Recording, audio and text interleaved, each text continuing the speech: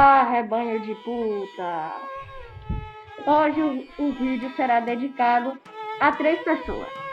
Bom, para começar, um dragãozinho, se você puder ver aqui, deixa eu achar.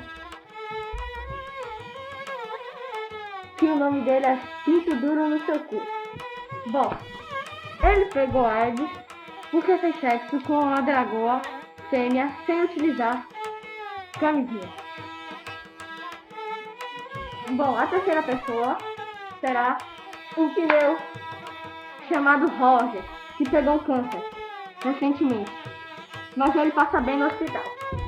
E a outra pessoa foi uma garota muito gostosa, com um nome bem diferente, quer dizer, bem normal, que nós vemos muito hoje em dia.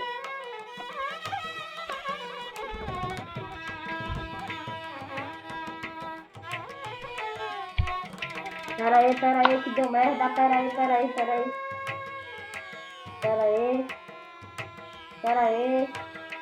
Aí. O nome dela é Astrobigofilda Jacagawa. Ela comentou, como vocês viram, exatamente o que minha amiga irá dizer.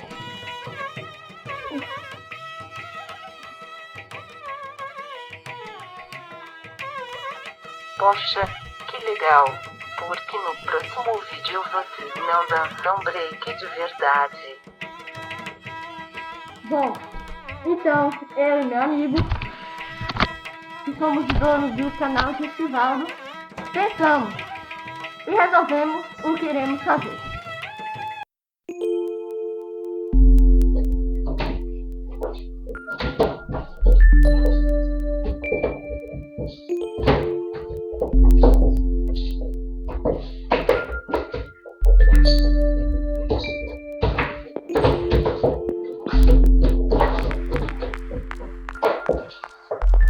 You're breaking my heart,